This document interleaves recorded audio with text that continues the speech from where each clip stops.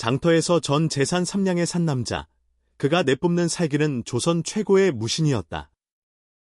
진흙과 체액이 섞인 악취가 코를 찌르는 여주 장터. 사람들은 고래고래 싸움을 벌이거나 발칙하게 값을 깎으며 하루의 생계를 챙겼다. 그 한가운데 목숨보다 싸게 단돈 몇 냥에 사람을 사고 파는 끔찍한 공간이 있었다. 쇠사슬에 손발이 묶인 채 육설과 조롱만을 받아내는 한 사내가 서 있었다. 머리는 숙였지만 그 눈빛만은 짐승처럼 날카로워 아무도 감히 직접 다보지 못했다. 그는 아무 기억이 나지 않았다. 자신의 이름도 왜 이렇게 취급받는지도 가슴을 짓누르는 깊은 슬픔과 분노의 정체도 전혀 모른 채 그를 산이는 몰락한 양반가의 규수 수연이었다. 그녀의 전 재산은 오빠의 누명을 풀기 위해 모은 피땀 어린 3냥뿐. 모든 희망이 사라진 것 같던 그때 사내의 등에 희미하게 비친 물씬 하나가 그녀의 눈을 의심케 했다. 그것은 오빠가 평생을 바친 그 부대, 그리고 오빠가 목숨을 걸고 믿었던 바로 그 사람의 상징이었다. 한편 그의 생존을 눈의 가시처럼 여기는 자들이 움직이고 있었다. 한양의 권력 심장부에서 내려온 암살자의 그림자가 여주의 작은 마을을 향해 다가오고 있었다. 기억을 잃은 채 수연의 오두막에서 하준이라는 새 이름으로 잠시의 평화를 누리던 그에게 과거의 피비린내가 찾아온 것이다. 그가 장작을 패다 문득 흘린 도끼질 한 번에 우직한 머슴의 모습은 온데간데 없이 사라졌다. 그 자리에 선 것은 수많은 전장을 호령하던 전설의 검사, 금이영 대장 이건희 본능이었다. 내가 대체 누구지? 자신도 통제할 수 없는 무시무시한 실력과 피로 물든 기억의 조각들. 단돈 3냥으로 맺어진 인연은 조선을 뒤흔들 진실과 복수의 소용돌이로 그를 끌기 시작했다. 기억을 잃은 채 천한 머슴으로 팔려나간 남자. 그의 진짜 이름은 조선 최강의 무신 이건희였다. 내 놈, 바보 주제에 감히 어딜 끼어드느냐? 비단 옷감을 팔던 별표 수연 별표의 손목을 낚아채며 거친 주먹이 별표 하준 별표의 앞면을 향해 날아들었습니다. 하지만 그 순간 하준의 눈빛이 서늘하게 가라앉으며 몸이 번개처럼 파고들었습니다. 머리가 생각하기도 전에 근육이 먼저 기억해낸 움직임이었습니다. 순식간에 불안당 일당 셋이 바닥에 신음하며 굴렀고 웅성거리던 장터가 얼음물을 끼얹은 듯 조용해졌습니다. 놀란 수연이 하준을 바라보며 떨리는 목소리로 물었습니다. 당신, 대체 정체가 뭐예요? 하준은 자신도 놀라서 두 손을 멍하니 내려다보았습니다. 뭐지? 이 손은 내가 어떻게 이렇게 했지? 안돈 3냥에 사온 기억을 잃은 사내는 도대체 어떤 사람이었던 걸까요? 이야기 시작 전 무료인 구독과 좋아요 한 번씩만 꼭 부탁드려요. 여러분의 응원은 제가 영상을 만드는데 정말 큰 힘이 됩니다. 그럼 시작해 보겠습니다. 하늘도 노여움에 몸을 떨며 통곡하던 잔인한 밤이었습니다. 치밀한 어둠 속에서 쏟아지는 장대비는 마치 세상을 집어삼킬 듯 맹렬하게 땅을 내리치고 있었지요. 바람은 칼날보다 날카롭게 숲을 핥히며 기괴한 울음소리를 내뿜었고 간간히 번쩍이는 번개는 죽음의 그림자를 길게 늘어뜨리고 있었답니다. 조선 최고의 검술가이자 왕실 호위의 핵심, 금이영의 수장대장 별표 이건. 별표는 지금 그 지독한 폭풍우를 뚫고 벼랑 끝으로 내몰리고 있었습니다. 펄떡이는 그의 숨소리에는 짙은 비린내와 차가운 빗물이 뒤섞여 가쁜 소리를 내고 있었습니다. 비리 권력을 조사하던 유일한 동료를 지키지 못했다는 자책감은 이건희 심장을 갈기갈기 찢어 놓았고 온몸에 새겨진 상처들은 빗물에 씻기며 실린 고통을 토해내고 있었죠. 그의 남색 비단 군복은 이미 수많은 칼날에 갈기갈기 찢겨 형체를 알아볼 수 없을 만큼 너덜너덜해졌답니. 다 의건, 이제 그만 포기해라. 내 놈이 지키려던 동료는 이미 황천길로 떠나지 않았느냐. 추격대 대장의 비열한 목소리가 빗소리를 뚫고 날카로운 화살처럼 그의 가슴에 꽂혔습니다. 이거는 비틀거리는 다리에 힘을 주며 피가 흐르는 칼자루를 다시금 고쳐 쥐었습니다. 그의 주위를 에워싼 수십 명의 자들은 굶주린 늑대처럼 번뜩이는 눈으로 그의 숨통을 노리고 있었지요. 이미 수백 번의 합을 겨루어 이가 다 빠져버린 그의 검은 주인을 닮아 지칠 대로 지쳐 있었답니다. 번개가 칠 때마다 비춰오는 그의 눈빛은 핏발이 서 있었지만 그 속에는 결코 꺾이지 않는 무사의 기계가 서려 있었죠. 그 순간 거대한 뇌성과 함께 하늘이 두 쪽이 나는 듯한 성광이 땅을 내리쳤습니다. 찰나의 빛 속에 추격대들의 칼날이 일제히 이건희 가슴과 목을 향해 달려들었지요. 그는 마지막 남은 공력까지 끌어모아 검을 휘둘렀으나 젖은 바위 바닥은 매정하게도 그의 발을 미끄러뜨리고 말았습니다. 절벽 끝에서 중심을 잃은 이건희 몸이 거대한 바위와 충돌하며 비명 같은 소리를 내뱉은 것은 바로 그때였답니다. 찰그랑하면서도 비극적인 금속 소리와 함께 이건희 검이 두 동강 나 허공을 갈랐습니다. 부러진 칼날 끝자락이 빗줄기를 뚫고 회전하며 그의 발치에 떨어졌고 그는 본능적으로 그 차가운 손잡이만을 꽉 움켜쥐었습니다. 손바닥이 베어 솟구치는 피가 빗물과 섞여 발밑으로 흘러내렸지만 그는 고통조차 느끼지 못하는 듯했지요. 오직 머릿속에는 진실을 밝히려다 먼저 간 동료의 마지막 눈빛만이 선명하게 떠오를 뿐이었습니다. 자신마저 적들에게 잡혀 진실이 영원히 묻히게 둘 바에는 차라리 이 깊고 검은 강물 속에 자신을 던지는 것이 무사로서의 마지막 긍지라고 생각했기 때문입니다. 손안에 부러진 칼자루가 차갑게 식어가는 동료의 체온처럼 느껴져 이건희 눈가에는 뜨거운 눈물이 맺혔습니다. 이토록 처절한 중심과 슬픔을 품고 어둠 속으로 몸을 던지는 그의 마음을 하늘인들 몰라줄까요? 이건은 미련 없이 절벽 아래 소용돌이치는 강물 속으로 몸을 날렸습니다. 휘몰아치는 바람소리가 그의 마지막 이름을 삼키고 집어삼킬 듯 출렁이던 거친 파도가 그의 몸을 받아냈습니다. 어둠 속으로 사라지는 그의 신형과는 달리 추격대들의 허탈한 외침만이 빗소리에 묻혀 멀어져 갔습니다. 추락하는 찰나의 순간, 이거는 보았습니다. 검은 물결 너머로 자신을 기다리고 있을 또 다른 운명의 그림자를 말입니다. 그것이 자신을 단돈 3냥의 거돌 여인과의 만남이라는 것을 그는 꿈에도 모른 채 깊은 수렁 속으로 빠져들었습니. 경기도 여주, 굽이굽이 흐르는 남한강 줄기를 따라 자욱한 물안개가 산천을 하얗게 뒤덮은 이른 새벽이었습니다. 밤새도록 땅을 뒤흔들던 비바람은 언제 그랬냐는 듯 잦아들었지만 강가에는 여전히 축축하고 서늘한 죽음의 기운이 감돌고 있었지요. 폭우는 밤새 많은 것을 씻어 내려와 간살과 진흙을 강가에 아무렇게나 내던져 놓았답니다.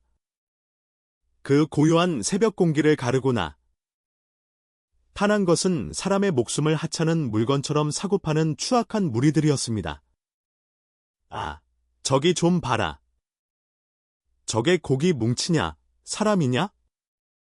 덩어리가 꽤 큰데 개기름이 흐르는 얼굴에 탐욕스러운 눈빛을 한 인신매매범이 손가락질하며 낄낄거렸습니다.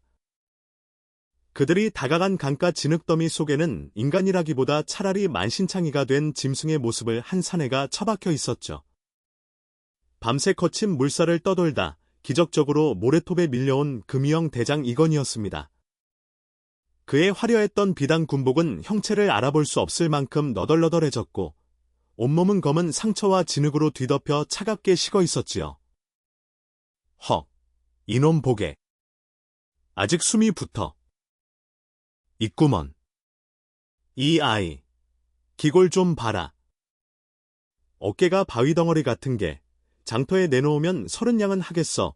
불안당들이 이건희 몸을 거칠게 뒤집어 눕히자 굳게 감겨있던 그의 눈꺼풀이 미세하게 떨리기 시작했습니다. 고통스러운 신음과 함께 그가 간신히 눈을 떴을 때 그가 마주한 것은 맑은 하늘이 아니라 자신을 구경거리처럼 내려다보는 낯선 이들의 더러운 미소뿐이었죠. 하지만 육체적 고통보다 더 무서운 것은 그의 머릿속을 가득 채운 백지 같은 어둠이었답니다. 자신이 누구인지, 왜 이 차가운 강가에 버려졌는지, 그리고 가슴을 짓누르는 이 형용할 수 없는 슬픔의 정체는 무엇인지 도무지 알 길이 없었습니다.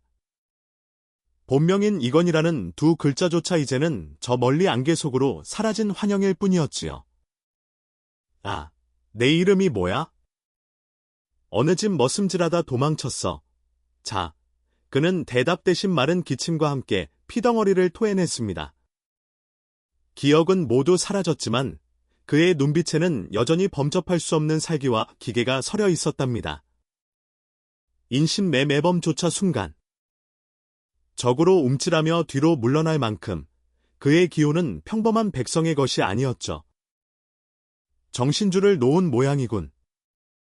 이름도 모르는 놈이라니 오히려 잘됐어. 연고 없는 놈일수록 팔아치우기엔 더 편한 법이지. 아, 쇠사슬을 가져와 의사네의 눈에는 자신을 묶으려는 자들의 모습이 마치 흐릿한 환영처럼 보였습니다. 한때는 대의를 위해 칼을 휘두르던 대장군의 손이 이제는 짐승처럼 무기기 위해 허공을 허우적거리고 있었지요. 조선을 호령하던 대장군 이건. 이 짐승처럼 쇠사슬에 묶여 팔려나가는 신세가 될 줄을 누가 상상이나 했을까요? 찰그랑거리는 불길한 쇠소리가 평화로운 새벽 강가에 울려 퍼졌습니다. 인신매매범들은 거친 손길로 사내에 상처 입은 손목과 발목에 녹슨 쇠사슬을 단단히 채웠습니다.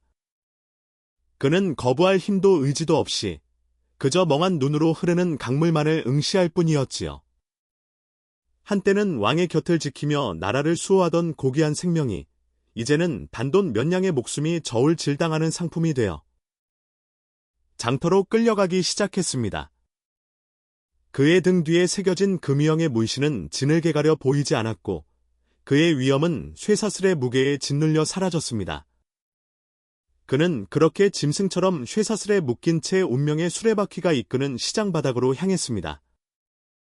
하지만 시장 어딘가에서 자신을 지켜보고 있을 또 다른 시선이 있다는 것을 그는 아직 알지 못했답니다. 웅성거리는 장터에 소음 너머로 그의 운명을 단돈 3냥에 결정지을 여인의 발소리가 가까워지고 있었으니 말입니다. 그녀가 내미는 3냥이 자신의 목숨값이라는 것을 알게 될 때 그는 과연 어떤 눈빛을 흘리게 될까요? 여주 장터의 한낮은 달구진 가마솥처럼 뜨거운 열기와 사람들의 거친 숨소리로 가득 차 있었습니다. 비릿한 생선 냄새와 말라붙은 흙먼지가 뒤섞인 공기는 숨을 들이킬 때마다 목구멍을 움칵거리게 만들었지요. 시장의 북새통 속에서 가장 소란스러운 곳은 가축시장의 귀퉁이, 말이나 소가 아닌 사람의 목숨을 저울질하는 고지였답니다. 그곳에는 짐승조차 견디기 힘든 무거운 녹슨 쇠사슬에 묶인 한 사내가 구경거리처럼 서 있었습니다. 그는 바로 모든 기억을 잃어버린 채 강물에 떠내려왔던 금이형 대장 이건이었습니다. 하지만 지금의 그에겐 이름도 명예도 지켜야 할 나라도 남아있지 않았지요. 먼지와 피딱지로 뒤덮인 그의 몸은 그저 탐욕스러운 눈빛들에 난도질당하는 처량한 상품에 불과했답니다. 인신매매범은 사내의 턱을 거칠게 들어올리며 구경꾼들을 향해 목청을 높여 소리를 질러댔습니다. 여보시오. 이놈 기골 좀 보시오. 이 어깨며 장단지를 보면 장정 3명분 일은 걷어차도 해낼 물건이 아니오. 어디서 이런 대물을 구했는지 묻지도 따지지도 마시오. 단돈 3냥부터 시작할 테니 어서들 나서 보시오. 구경꾼들은 사내의 탄탄한 체구와 형형하게 빛나 는 눈매를 보며 웅성거렸지만 선뜻 나서는 이는 없었지요. 그의 눈빛이 너무나 날카로워서 자칫 건드렸다가는 맹수처럼 목덜미를 물어뜯을 것만 같았기 때문입니다. 이거는 그저 공허한 눈으로 허공의 한 지점을 응시하며 자신을 둘러싼 세상을 낯선 꿈속의 풍경처럼 여기고 있었답니다. 그 시각 장터의 다른 한쪽 구석에는 몰락한 양반가의 규수인 별표 수연 별표 이조용이 앉아 있었습니다. 그녀의 앞에는 밤새 눈이 침침해지도록 정성 들여 수놓은 비단 옷감 몇 장이 가지런히 놓여 있었지요. 한때는 고운 비단 가마를 타고 나들이 하던 귀한 신분이었으나 이제는 입에 풀칠하기 위해 시장 바닥에 그릇을 뒤집어야 하는 처지였답니다. 영모의 누명을 쓰고 관아로 끌려가 비참하게 죽임을 당한 오빠를 생각하면 지금도 가슴이 찢어지는 듯했습니다. 수연은 며칠 동안 한 끼도 제대로 못 먹으면서도 오빠의 결백을 증명하기 위해 하루하루를 모질게 버텨내고 있었죠. 오늘 그녀의 전 재산은 지난 한 달간 바느질로 손가락 끝이 부르트도록 고생해서 모은 동전 3냥이 전부였답니다. 옷감 좀 보고 가세요. 아주 귀한 자수와 정성을 담았습니다. 수연의 가느다란 목소리는 장터에 거친 소음 속에 힘없이 묻혀버리기 일쑤였습니다. 그때였습니다.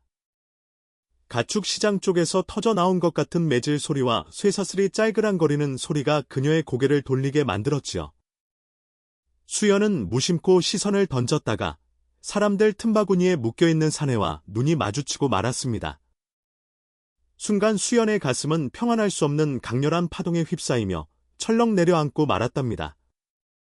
사내의 헝클어진 머리카락 사이로 드러난 그 서늘한 눈빛은 죽기 직전 보여주었던 오빠의 슬픈 결의와 너무나도 닮아 있었기 때문이지요. 무엇보다 수연의 심장을 먹게 한 것은 사내에 찢어진 옷자락 사이로 언뜻 비친 등결이의 문양이었습니다. 그것은 금이형 무관들만이 몸에 새기는 은밀한 낙인이자 오빠가 생전에 그토록 신뢰하고 의지했던 동료들의 상징이었답니다. 수연은 홀린 듯 자리에서 일어나 비단 옷감도 잊은 채 사내가 있는 곳으로 천천히 발걸음을 옮겼습니다. 인신매매범은 사내가 쉽게 팔리지 않자 짜증이 치밀었는지 굵은 몽둥이를 들어 사내의 등줄기를 사정없이 내리치려 했지요.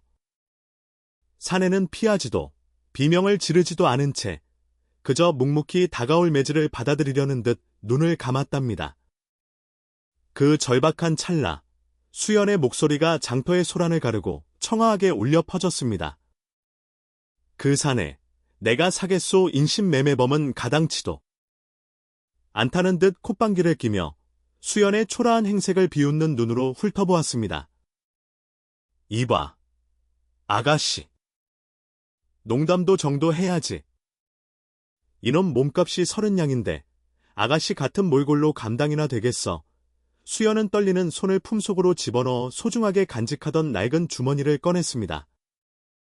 그 안에 든 낡은 동전 3냥이 서글픈 소리를 내며 흔들리고 있었고 그것은 그녀가 오빠의 제사상이라도 차려주려 군침을 참으며 모은 피 같은 돈이었습니다.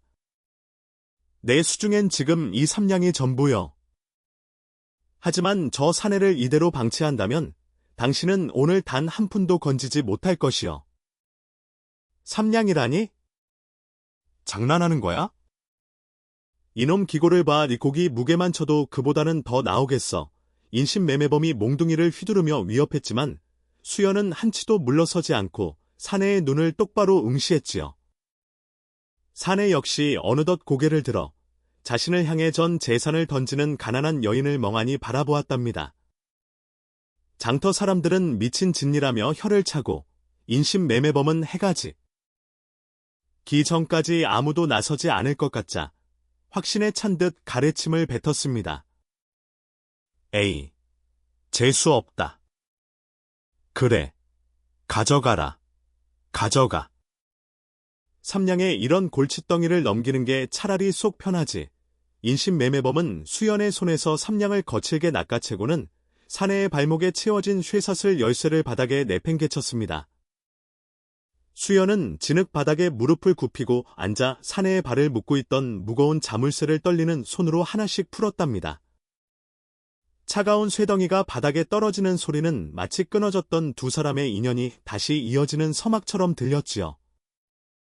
이거는 자유로워진 다리로 일어섰지만 기력이 다했는지 비틀거리며 수연의 어깨로 쓰러질 듯 다가왔습니다. 수연은 간신히 몸으로 사내의 육중한 무게를 받아내며 귀에 가까이 다가가 따뜻하게 속삭였답니다. 이제 괜찮습니다. 죽음의 장터에서 벗어나셨으니 저와 함께 가시지요. 사내는 아무런 대답도 할 수 없었지만 여인의 품에서 느껴지는 온기에 이끌려 무거운 발걸음을 떼기 시작했습니다. 노을이 지는 장터 끝자락, 서로를 의지한 채 걸어가는 두 사람의 그림자가 길게 늘어지며 비참했던 장터의 하루가 저물어 갔지요. 하지만 그들의 뒤편으로 이건희 생존을 확인하려는 검은 그림자들이 서서히 움직이기 시작했습니다. 그림자 속에 숨어 무기를 만지작거리는 자들의 정체는 과연 무엇일까요? 지독하게 어둡고 긴 터널을 지나는 듯한 꿈의 연속이었습니다. 차가운 강물이 온몸의 뼈마디를 훑고 지나가는 듯한 오한에 이거는 거친 신음을 내뱉으며 눈을 떴습니다. 눈앞에 가장 먼저 들어온 것은 거칠게 깎인 석가래와 오래된 황토로 덮인 낯선 천장의 풍경이었습니다. 그곳은 화려한 금유형의 위풍당당한 관사도, 장엄한 군형의 정각도 아닌 아주 작고 초라한 오두. 막이었지요. 코끝을 자극하는 것은 피비린내가 아니라 방안을 은은하게 채우고 있는 쌉싸름한 약초의 향기였답니다. 이거는 몸을 일으키려 애를 썼으나 가슴을 쥐어짜는 듯한 통증에 다시금 자리에 눕고 말았습니다. 온몸이 마치 거대한 바위에 눌린 듯 무거웠고 손가락 하나 까딱할 기력조차 남아있지 않았지요. 그는 고개를 천천히 돌려 방 안의 전경을 살폈는데 은 반다지 하나와 정갈해 보이는 낡은 바느질 상자가 전부인 방은 아주 소박했습니다. 비록 가진 것은 없어도 방 안은 따뜻한 온기로 가득 차 있었고 누군가 정성을 다해 군 것들을 지킨 흔적이 역력했답니다. 그때였습니다. 낡은 살인문이 삐걱거리는 소리를 내며 열리고 한 여인이 조심스러운 발걸음으로 들어왔습니다. 그녀는 장터에서 자신을 단돈 3냥에 거두어 주었던 바로 그 여인, 수연이었습니다. 수연의 손에는 김이 모락모락 피어오르는 약 사발이 들려 있었고 그녀는 이건희 깨어난 것을 보자 안도의 한숨을 내쉬었지요. 드디어 정신이 드시는군요. 3일 동안이나 의식을 찾지 못하셔서 제 가슴이 얼마나 졸았는지 모른답니다. 수연의 목소리는 산골짜기의 맑은 시냇물처럼 부드러웠고 그 안에는 진심 어린 걱정이 듬뿍 담겨 있었습니다. 이거는 갈라진 목소리로 무엇인가 말하려 했으나 입술이 말라붙어 쇳소리 같은 신음만 스어나왔죠. 수연은 서둘러 사발을 내려놓고 이건희 등을 조심스럽게 받쳐 일으키며 물을 조금씩 떠먹여 주었답니다. 그녀의 작은 어깨가 이건희 단단하고 넓은 몸을 지탱하기엔 벅차 보였지만 그녀의 손길은 더없이 섬세하고 정중했습니다. 약기가 몸에 돌기 시작하자 비로소 무겁게 내려앉았던 이건희 의식이 조금씩 선명해지는 기분이었지요. 하지만 아무리 머릿속을 헤집어 보아도 자신의 이름이나 과거의 파편들은 안개 속으로 사라진 듯 보이지 않았답니다. 여기는 어디이며 당신은 누구십니까? 이건희 물음에 수연은 옅은 미소를 지으며 수건을 적셔 그의 이마를 부드럽게 닦아 주었습니다. 여기는 여주의 작은 강마을입니다. 저는 장터에서 당신을 모셔온 수연이라고 합니다. 수연은 그를 샀다는 표현 대신 모셔왔다는 예의를 갖추며 사내의 꺾인 자부심을 어루만져 주었지요. 이거는 자신의 손바닥을 내려다보았습니다. 수많은 흉터와 굳은 살로 점철된 그 손이 무엇을 위해 휘둘러졌는지 그는 알 수 없었죠. 그는 문득 자신이 위험한 인물일지도 모른다는 각의 수연을 경계하며 물었습니다. 나 같은 정체 모를 사내를 어찌하여 3냥이나 주고 데려온 것입니까? 수연은 잠시 시선을 떨구더니 이건희 등 뒤에 새겨진 희미한 문신을 떠올리며 나직하게 답했습니다. 그죠? 당신의 눈빛이 제가 아는 누군가와 닮아 있어서였습니다. 그것뿐이니 안심하십시오. 수연은 벽에 걸린 낙지만 깨끗하게 세탁된 무명 저고리를 가리키며 조용히 말을 이어갔습니다. 이름조차 잊으셨다 하니 제가 새로운 삶을 시작하시라는 의미로 이름을 하나 지어드려도 될까요? 이거는 고통 속에서도 고개를 들어 여인의 맑은 눈동자를 뚫어지게 쳐다보았습니다. 여인의 눈동자에는 흔들리지 않는 굳은 의지와 더불어 깊은 바다와 같은 슬픔이 함께 소용돌이치고 있었죠. 그녀는 마치 오래전부터 정해둔 이름인 것처럼 나직하지만 힘있는 목소리로 사내를 불렀습니다. 하준 하늘 에 준수할 준. 굳세고 준수하게 앞으로 나아가라는 뜻입니다. 이제 당신은 이건이 아닌 하준으로 사십시오. 이제는 하준이라 불리게 된 사내는 그 이름의 무게를 마음속 깊이 되새었습니다. 하준이라는 이름이 입술 끝에 닿는 순간 신기하게도 가슴을 짓누르던 통증이 조금은 가라앉는 기분이 들었지요. 자신이 누구인지 모르는 혼란 속에서도 그는 이 여인 곁에서라면 다시 시작할 수 있을 것 같다는 묘한 확신을 얻었습니다. 하지만 하준은 알지 못했습니다. 수연이 자신을 보며 지서 보이던 미소 뒤에 얼마나 깊은 비밀이 숨겨져 있는지를 말입니다.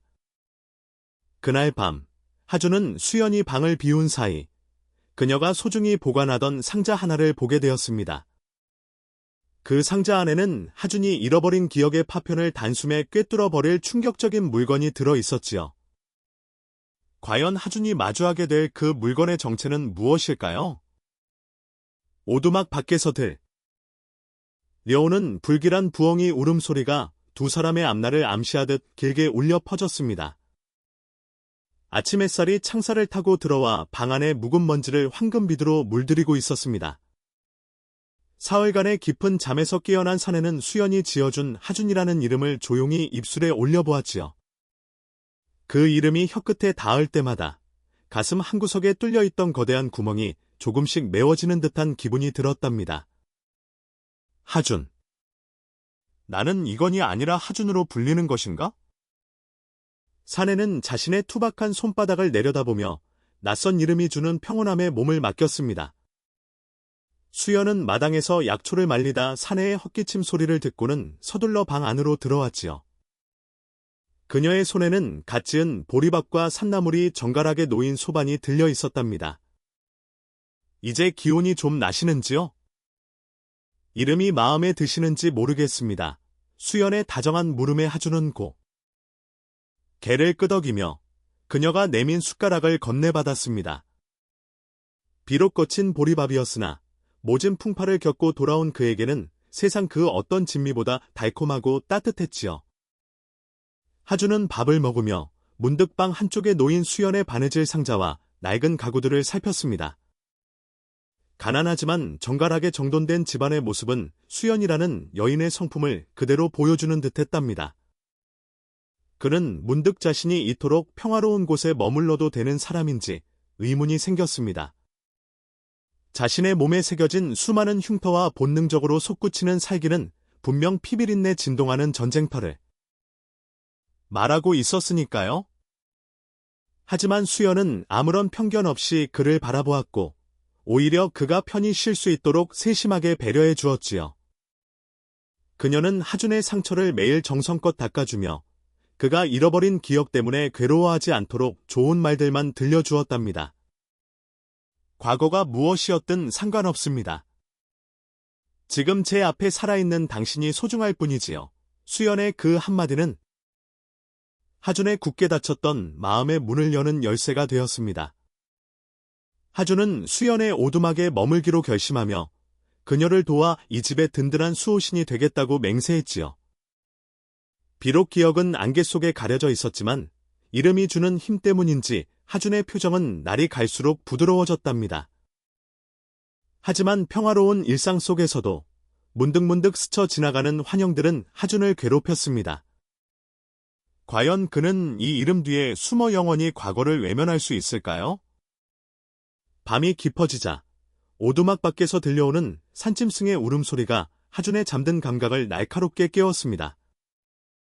잠결에 하준의 손이 허공을 휘저으며 무엇인가를 잡으려는 듯 경련을 일으켰지요. 그것은 부러진 칼날도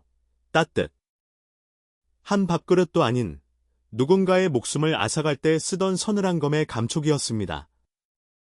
하준은 식은땀을 흘리며 깨어났고 어둠 속에서 자신의 손이 누군가의 목을 조르려는 자세를 취하고 있음을 깨닫고 경악했습니다. 평온한 이름 아래 잠자고 있던 사자의 본능이 서서히 고개를 들기 시작한 것입니다. 여주의 작은 강마을에도 어느덧 노란 산수유꽃이 피어나는 완연한 봄이 찾아왔습니다. 하주는 수연의 오두막에 머물며 그녀의 잔심부름을 돕고 마당의 자비를 도맡아 하기 시작했지요. 기억은 여전히 돌아오지 않았지만 그의 몸은 쉴 새 없이 움직여야 직성이 풀리는 듯했답니다.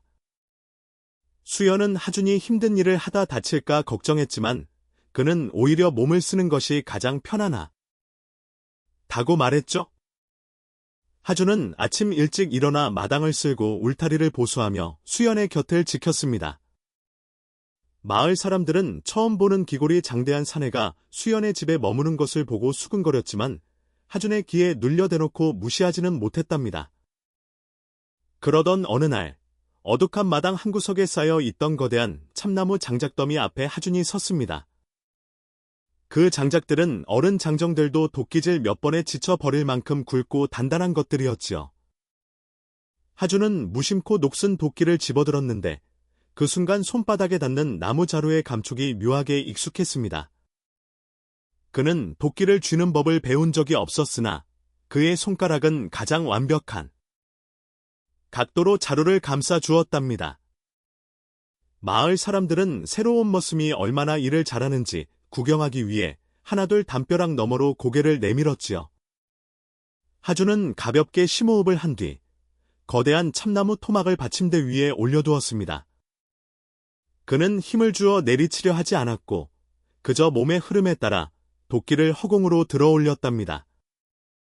그 순간 하준의 눈동자가 순식간에 차가 운검사의 것으로 변하며 주위의 공기를 얼어붙게 만들었습니다. 도끼날은 허공에서 기묘한 궤적을 그리며 쏟아졌는데 그것은 딱딱한 나무를 만드는 도끼질이 아니라 적의 갑옷을 가르는 검술의 동작이었죠. 파! 날카로운 소리와 함께 얼굴만 한 몸통 장작이 자로 잰 듯하게 대칭으로 쪼개져 나갔습니다. 구경하던 사람들은 일순간 숨을 멈추었고 담벼락 너머에서 지켜보 던 이장은 놀라 뒷걸음질을 쳤답니다.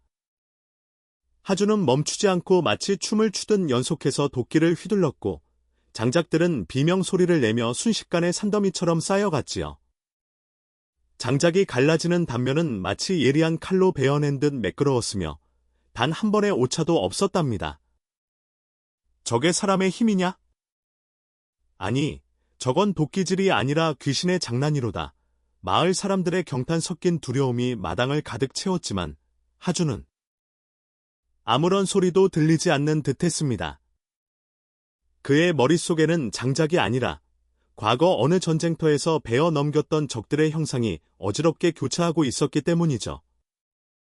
수연은 툇마루에 앉아 그 모습을 지켜보며 손에 든 찻잔을 파르르 떨었습니다. 그녀는 알고 있었습니다. 저 사내의 몸속에 잠들어 있는 것이 평범한 일꾼의 재능이 아니라 사람을 해치는 고급하고도 잔혹한 기술임을 말입니다. 하준은 마지막 장작을 쪼개고 나서야 비로소 정신을 차린 듯 거친 숨을 몰아쉬었습니다. 자신의 의지와 상관없이 완벽하게 움직인 몸, 그리고 손끝에 남은 서늘한 감각에 그는 소스라치게 놀랐지요. 도끼를 쥐었을 뿐인데 왜 나는 사람을 베는 감각을 떠올린 것일까? 하준은 자신의 손을 내려다보며 이름 모를 공포에 휩싸였고 수연은 서둘러 다가와 그의 손에서 도끼를 빼앗았습니다. 그녀는 하준의 떨리는 어깨를 감싸며 아무 일도 아니라는 듯 다독였지만 두 사람의 눈빛은 복잡하게 얽혔지요. 그때였습니다. 마을 입구에서 낯선 사내들의 말발굽 소리가 요란하게 들려오기 시작했습니다. 그들은 장터에서 소문을 듣고 찾아온 지역 세도가의 수하들이었으며 하준의 비범한 무력을 탐내어 찾아온 자들이었답니다. 하준의 평화로운 일상을 깨뜨릴 검은 그림자가 오두막 문 앞까지 다가오고 있었습니다. 아스라한 볕이 오두막 마당의 툇마루에 길게 누워 조는 듯한 평화로운 오후였습니다. 하준은 수연의 옆에 앉아 난생 처음으로 가느다란 바늘을 손에 쥐고 쩔쩔매고 있었지요.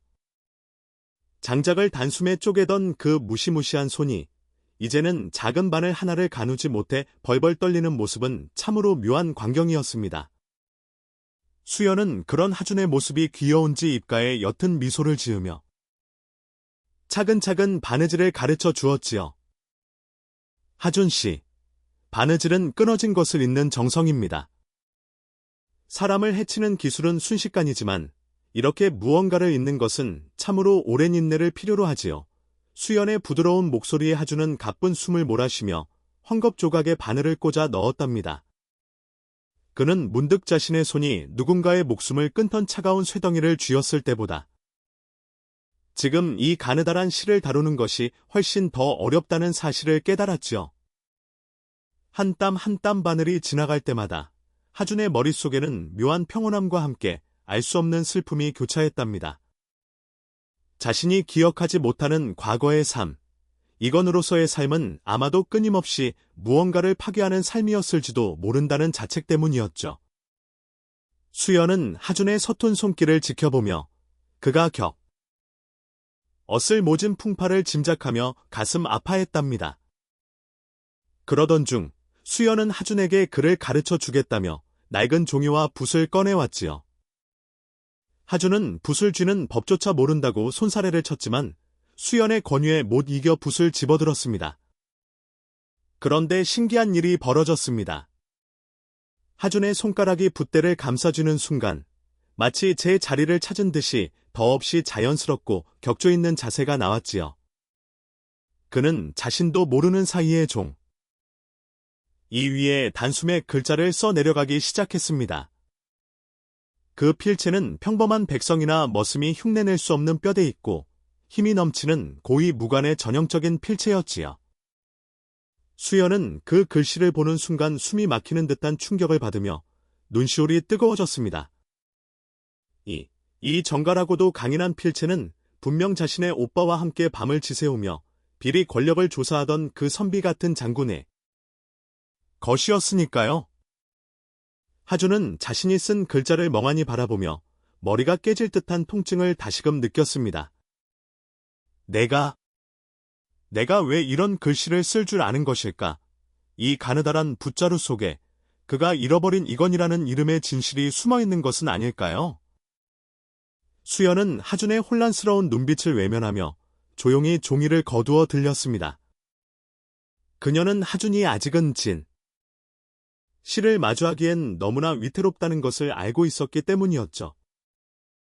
하지만 평화로운 바느질 소리와 붓글씨의 향기는 오두막 담장을 넘어 멀리 퍼져나가지 못했습니다. 마을 시장에서 비단 옷감을 팔아 생계를 이어가던 수연에게 큰 시련이 닥쳐오고 있었기 때문이랍니다.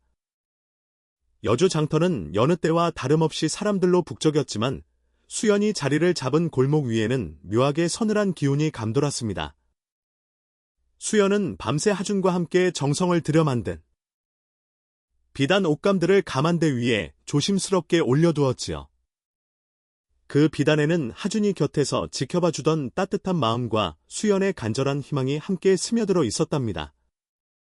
하준은 수연의 옆에서 묵묵히 짐꾼 노릇을 하며 그녀의 안전을 지키고 있었지요. 그런데 갑자기 장터 한복판에서 흉악한 고함 소리와 함께 지역 불안당들이 무리를 지어 나타났습니다. 그들은 이 지역 세도가의 권세를 믿고 상인들을 괴롭히며 고요를 짜내는 악질 무리들이었답니다.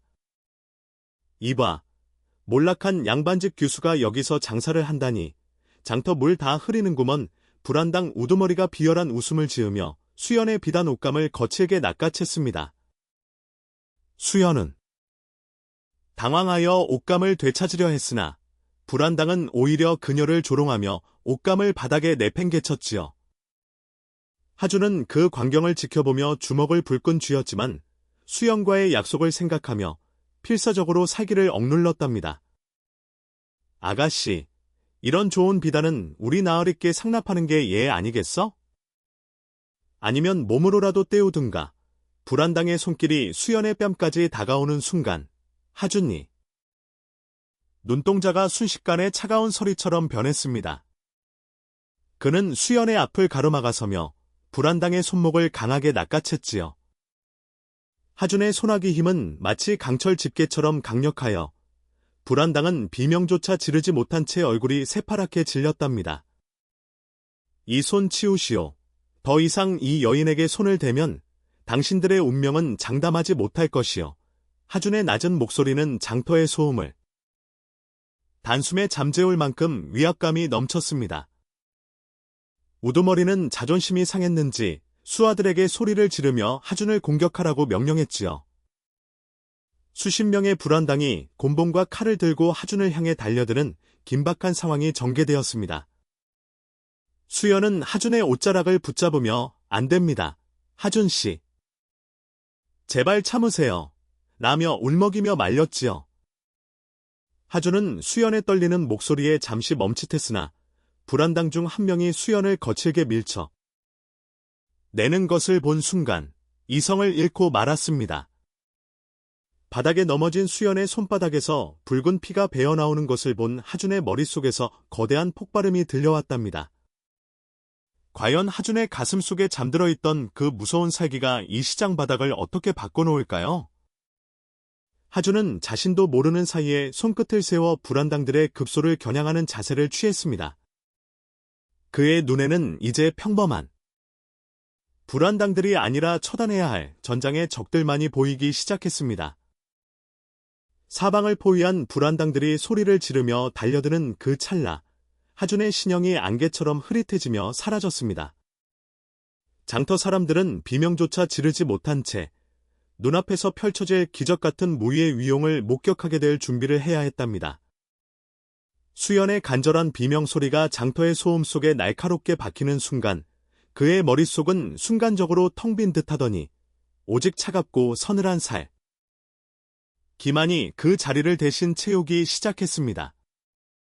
그것은 머리가 기억하는 지식이 아니라 수만 번의 실전과 사선을 넘나들며 뼈와 근육에 새겨진 짐승 같은 본능이었죠. 하준의 눈동자가 서늘한 금속빛으로 변하며 가늘게 떨렸고 그의 몸 주변으로 범접할 수 없는 위압감이 안개처럼 피어올랐답니다. 내 이놈, 머슴놈이 어디서 눈을 그렇게 뜨느냐. 감히 이 어르신께 들 작정인 게냐. 불안당 우두머리가 곤봉을 높이 치켜들며 하준의 머리를 향해 사정없이 휘둘렀습니다. 하지만 하준의 눈에는 그 거친 움직임이 마치 물속을 걷는 것처럼 느리고 답답하게만 보였지요. 그는 피하지 않았습니다. 오히려 곤봉이 닿기 직전 하준의 신형이 안개처럼 흐릿해지며 불안당의 품 안으로 파고들었답니다. 그는 주먹을 휘둘러 상대를 다치게 하는 대신 손가락 끝에 공력을 실어 상대의 어깨와 가슴의 혈도를 정광석화처럼 찔렀지요. 내 놈, 내 몸이 왜 이래? 비명 소리조차 제대로 지르지 못한 채 거구의 불안당은 마취줄 끊긴 인 형처럼 바닥으로 고꾸라졌습니다. 뒤어 달려들던 수십 명의 무리들도 하준의 압도적인 무위 앞에 추풍낙엽처럼 쓰러졌지요. 하준은 단 한 번의 타격도 가하지 않았으나 그의 손길이 닿는 곳마다 불안당들의 관절이 꺾이고 사지가 마비되어 비틀거렸답니다. 그것은 단순한 길거리 싸움이 아니라 가장 적은 힘으로 상대의 숨통을 제압하는 금이형 최고의 제압술이었습니다. 터 사람들은 눈앞에서 펼쳐지는 이 기이하고도 아름다운 광경을 보며 숨을 멈추고 말았죠. 하준의 움직임은 마치 바람에 흩날리는 꽃잎처럼 우아했으나 그 끝은 칼날보다 더 날카롭고 매서웠답니다. 수연은 바닥에 주저앉은 채 자신이 알던 순박한 하준이 아닌 전혀 다른 존재를 그에게서 보았습니다. 그녀의 눈앞에 있는 남자는 더 이상 단돈 3냥에 거두어들인 가여운 사내가 아니었지요. 수많은 전장을 누비며 나라를 호령하던 고귀한 장군의 아우라가 하준의 전신을 감싸고 있었답니다. 불안당들이 비명을 지르며 흩어지고 우두머리가 공포에 질려 꼴사나올 만큼 걸음질 칠 때까지 하준은 단 한마디도 내뱉지 않았습니다.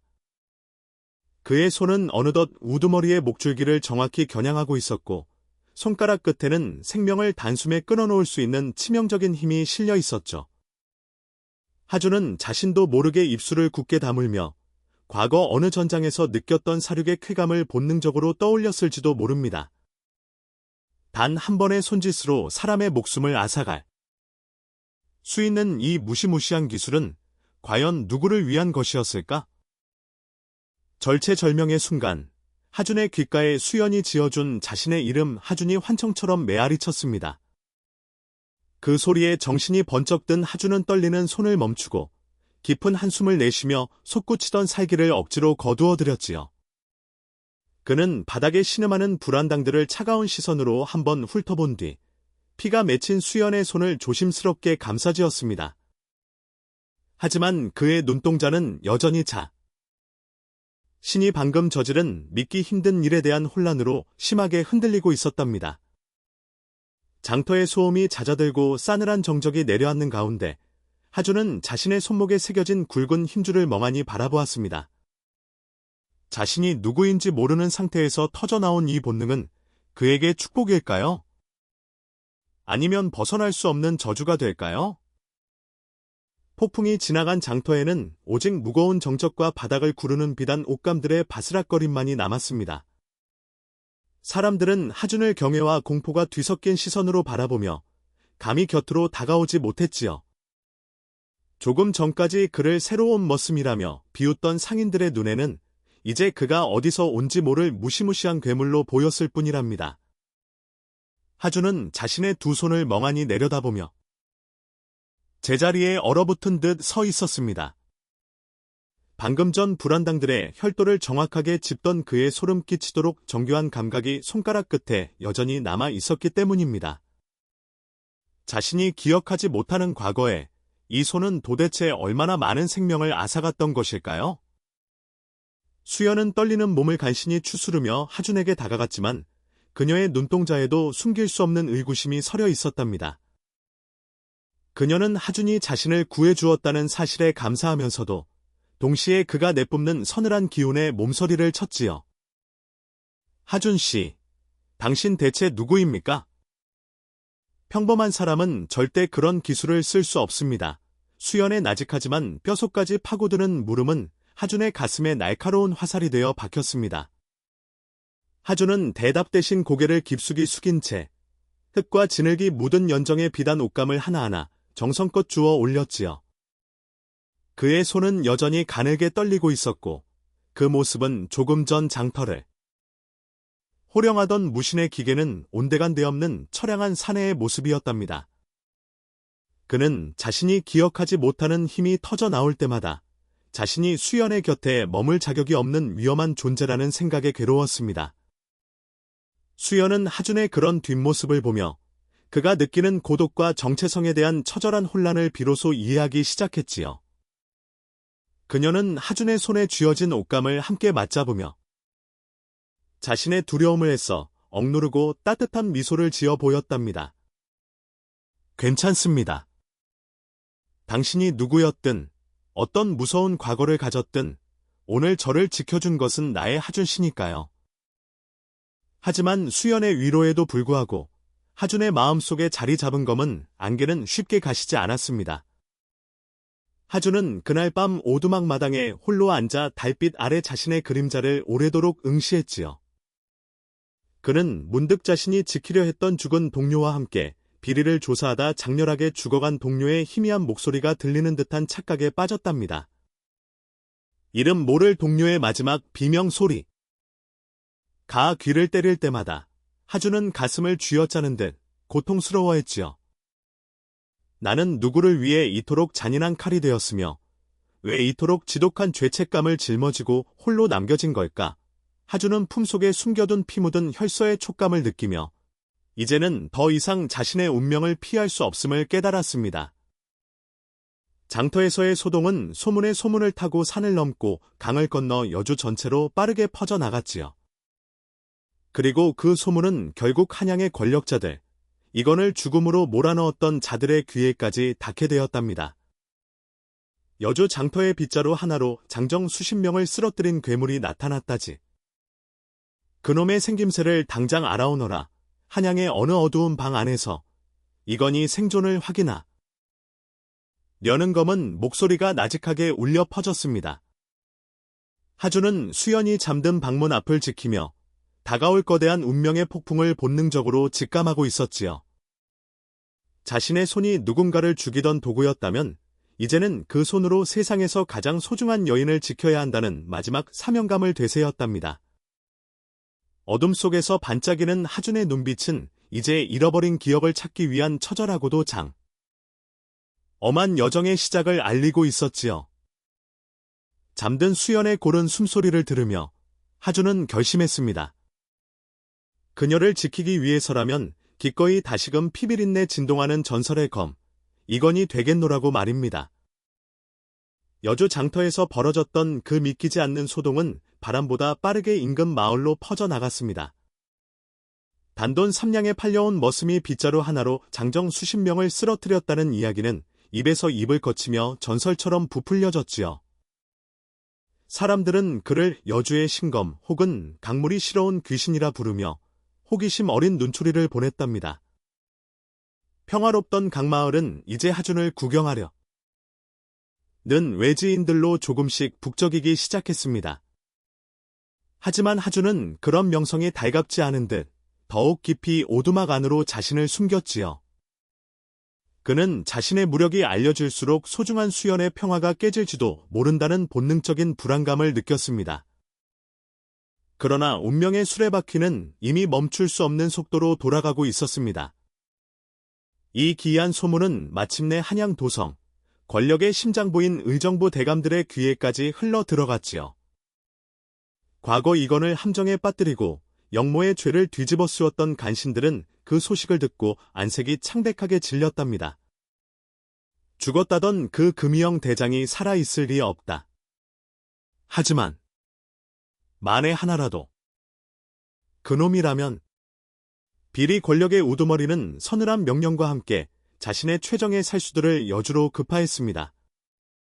그들은 하준의 생사를 확인하고 만약 그가 이건이 맞다면 그 자리에서 숨통을 끊으라는 특명을 받았지요. 하준은 수연의 집마당을 쓸면서도 등 뒤로 느껴지는 서늘한 시선을 지울 수 없었습니다. 그는 문득 자신이 머무는 이 평화가 폭풍전야의 고요함이라는 것을 직감했답니다. 강바람은 유난히 차갑게 불어왔고 산속의 짐승들은 다가올 피비린내를 예감이라도 한 듯 울음을 멈췄지요. 조용하던 강마을에 이토록 어둡고 거대한 그림자가 드리워진 적이 또 있었을까요? 하준은 빗자루를 든 손에 힘을 주며 마을 어귀를 서성이는 낯선 사내들의 기척을 살폈습니다. 수연은 그런 하준의 뒷모습을 보며 말없이 그의 어깨를 감싸주었지만 그녀의 손 역시 가늘게 떨리고 있었답니다. 하준은 수연을 안심시키기 위해 억지로 미소를 지어 보였으나 그의 눈빛은 이미 전장의 장수로 변해 있었지요. 그날 밤 오두막 근처 숲속에서는 부엉이 울음소리를 신호 삼아검은 복면의 사내들이 일제히 움직이기 시작했습니다. 그들의 손에는 달빛을 머금은 차가운 칼날이 번뜩이고 있었으며 목표는 오직 하나, 하준의 목이었답니다. 하준은 방문턱에 앉아 밤하늘을 올려다보며 이제는 피할 수 없는 정면 승부가 다가왔음을 깨달았습니다. 과거의 망령들이 자신을 찾아왔다면 쟤는 그 망령들을 직접 베어 넘겨야 할 시간이었기 때문이죠. 살수들의 습격이 시작되기 전 하준은 수연과 함께 집안의 낡은 궤들을 정리하고 있었습니다. 수연은 이제 곧 한양으로 떠나야 할지도 모른다는 예감에 오빠가 남긴 유품들을 미리 챙겨두려 했지요. 그녀는 구석진 곳에 숨겨져 있던 낡은 오동나무 상자 하나를 꺼내 하준의 앞에 내려놓았답니다. 이것은 제 오빠가 목숨처럼 아끼던 괴입니다. 아직 저도 열어보지 못한 비밀이 담겨있지요. 수연에 떨리는 손이 상자의 자물쇠를 열자 그 안에는 낡은 관복 한 벌과 함께 피로 얼룩진 종이 뭉치가 들어 있었습니다. 하준은 그 종이 뭉치를 보는 순간 가슴이 조여오는 듯한 지독한 통증을 느꼈습니다. 그것은 바로 수연의 오빠가 죽기 직전 이건에게 넘기려 했던 비리 권력의 실체가 담긴 혈서였습니다. 하준은 홀린 듯 그 혈서를 집어들었고 피로써 내려간 문장들이 그의 눈 속으로 날카롭게 박혔지요. 금이영 대장의 칼이 부러진 날, 진실도 함께 꺾였노라. 그 문구를 소리내어 읊은 순간 하준의 머릿속에서는 거대한 폭발이 일어나는 듯한 충격이 전해졌습니다. 빗소리와 비명소리, 그리고 부러진 칼날의 금소금이 뒤섞인 기억의 파편들이 폭포처럼 쏟아졌지요. 하준은 머리를 감싸지며 바닥을 굴렀고 수연은 놀라 그를 붙잡으려 했으나 하준의 기운에 밀려나고 말았답니다. 기억 속에서 그는 누군가의 손을 잡고 있었고 그 손의 주인은 피를 흘리며 자신에게 이 혈서를 맡기고 있었지요. 그제야 하준은 자신이 지키지 못했던 죽은 동료이자 전우가 바로 수연의 오빠였다는 사실을 깨달았습니다. 피로 얼룩진 기억 속에서 이건의 본명이 천둥소리처럼 메아리치며 그의 의식을 뒤흔들었답니다. 나는 이건이었다. 나는 하준이 아니라 이건이었어. 자신의 진짜 이름을 되찾는 과정이 이토록 잔인하고 고통스러울 수 있을까요? 이건은 혈서를 품에 안은 채 정신을 잃고 쓰러졌고 수연은 그의 이름을 부르며 통곡했습니다. 하지만 슬퍼할 겨를도 없이 오두 막의 담장을 넘는 살수들의 발소리가 사방에서 들려왔지요. 이건은 혼수 상태 속에서도 혈서를 쥔 손가락에 힘을 주며 과거의 맹세를 다시금 되새기고 있었답니다. 동료의 희생으로 지켜낸 이 진실을 결코 헛되이 하지 않겠다는 무사의 혼이 그를 다시 깨우려 하고 있었습니다. 수연은 쓰러진 이건을 지키기 위해 그의 앞을 가로막아 섰고 방문 밖으로는 살수들의 검은 그림자가 길게 드리워졌지요. 다가오는 칼날이 창살문을 뚫고 들어오는 그 절체절명의 순간 이건이 감겼던 눈이 번쩍 뜨였습니다. 그 눈동자에는 더 이상 기억 잃은 머슴 하준의 혼란이 아닌 복수를 다짐하는 대장군 이건이 안광이 서려 있었답니다. 창살문을 뚫고 들어온 칼날이 달빛을 받아 차갑게 번뜩였습니다. 기억의 폭주로 인해 바닥에 쓰러져 신음하던 이건은 죽음의 기운이 고작까지 닥쳐왔음을 본능적으로 감지했지요. 살수들의 발소리는 소름 끼칠 정도로 고요했으나 이건이 예민해진 감각은 그들의 호흡 소리조차 놓치지 않았답니다. 죽여라. 흔적도 남기지 말고 처리하라는 명이다. 검은 복면 뒤에서 흘러 나오는 살벌한 목소리와 함께 3명의 살수가 동시에 방 안으로 몸을 날렸습니다. 수연은 비명을 지르며 이건이 앞을 가로막았었지만 그녀의 간신한 몸으로는 살수들의 칼날을 막아낼 도구가 없었지요. 그 절체절명의 순간 이건이 손이 마루 한 구석에 세워져 있던 낡은 빗자루 자루를 낚아챘습니다. 머리는 여전히 깨질 듯한 통증에 시달리고 있었으나 그의 팔 근육은 이미 전장의 기억을 되살리고 있었답니다. 이건은 비틀거리며 일어남과 동시에 빗자루 자루를 짧게 쥐고 가슴 앞으로 비껴 들었습니다. 그것은 평범한 청소 도구가 아니라 조선 최고의 창술인 금이형. 육합창의 기본 자세였지요. 살수들이 비웃으며 칼을 휘두르는 찰나 이건이 빗자루 끝이 안개처럼 흐릿하게 원을 그리며 뻗어나갔습니다. 나무 자루 끝이 살수의 명치에 정확히 박히며 둔탁한 소리를 냈고 살수는 비명도 지르지 못한 채 벽으로 날아가 처박혔답니다. 이건은 빗자루를 길게 뻗어 나머지 살수들의 칼날을 쳐내며 마당으로 몸을 날렸습니다. 좁은 방 안보다는 탁 트인 마당이 그의 무의를 펼치기에 훨씬 유리했기 때문이지요. 마당으로 쏟아져 나온 10명 남짓한 살수들은 이건이 기괴한 무력에 당황하며 그를 포위했습니다. 이건은 빗자루 자루를 양손으로 쥐고 천천히 숨을 고르며 적들의 허점을 파고들 준비를 마쳤습니다. 겨우 빗자루 따위로 우리를 막을 수 있을 거라 생각하느냐. 살수들이 일제히 달려들었으나 이건이 빗자루는 마치 살아있는 용처럼 허공을 가르며 휘둘러졌지요. 누가 감히 이 초라한 빗자루 하나가 천하를 호령하던 금이형 대장의 신검이 될 줄 상상이나 했겠습니까? 이건이 발놀림은 구름 위를 걷는 듯 가벼웠고 빗자루 끝에서 뿜어져 나오는 경풍은 살수들의 옷자락을 찢어놓았답니다. 그는 상대를 죽이지는 않았으나 단 한 번의 휘두름으로 살수들의 무릎과 손목을 박살내며 무력화시켰지요. 빗자루의 장가지들이 공중에서 흩날리며 눈송이처럼 떨어져 내리는 광경은 참으로 처연하고도 아름다웠답니다. 마지막 남은 살수의 목에 빗자루 자루가 닿았을 때 살수는 공포의 진려검을 내던지고 무릎을 꿇었습니다. 이거는 거친 숨을 몰아쉬며 빗자루를 바닥에 던져버리고 다시금 머리를 감싸쥐었습니다. 전투가 끝나자마자 억눌려 있던 기억의 통증이 다시금 그의 온몸을 덮쳐왔기 때문이었죠. 수연은 눈물을 흘리며 마당으로 달려나와 비틀거리는 이건희 몸을 온 힘을 다해 부축했습니다. 하지만 마을 저편에서 더 많은 말굽소리와 횃불의 불빛이 다가오는 것이 보이며 긴장감이 극도로 치솟았습니다. 폭풍 같았던 살수들과의 싸움이 끝나고 오두막 뒷마당에는 찢겨나간 빗자루 조각들과 무거운 침묵만이 가라앉았습니다. 비틀거리는 이건을 부축해 대나무 숲의 그늘진 곳으로 피신시킨 수연은 그의 거친 숨소리를 들으며 떨리는 손으로 상처를 살폈지요. 하지만 이건은 자신의 상처보다 품 안에 무언가를 더 소중하게 움켜쥐고 있었답니다. 그는 천천히 고개를 들어 자신을 간절하게 바라보는 수연의 눈동자를 응시하며 무거운 입술을 떼었습니다. 수연 아가씨.